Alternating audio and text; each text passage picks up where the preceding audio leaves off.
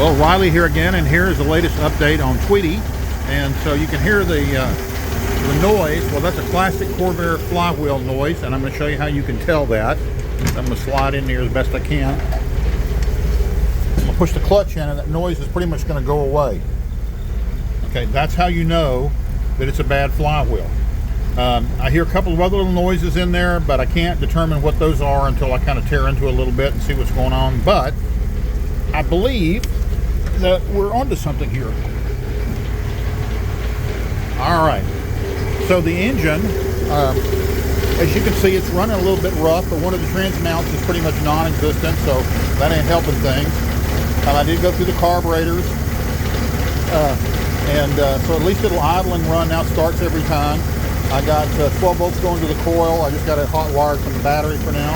I set the timing, adjusted the carburetors, on and on and on. The throttle linkage on that carburetor is sticking a little bit. I don't know if that little wire tab there has been a little bit or what, but anyway.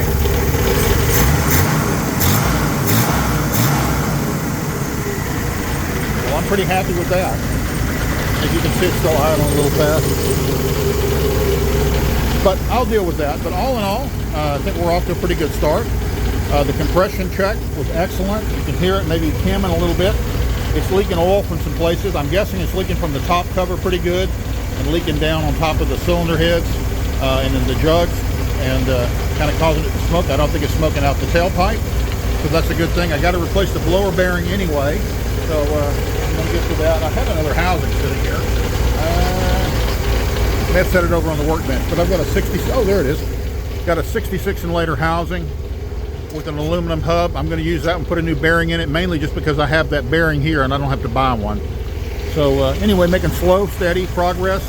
It wouldn't run at all, and now it runs. Like I said, a little more tweaking here and there. I think I can get it running pretty good. I had it idling at 650. I have no idea how old those plug wires are. The spark plugs were pretty much new. We know the carburation is good. Got some blower bearing noise, etc., etc. But you know, I'll just start knocking this stuff out one by one by one. Pretty happy overall.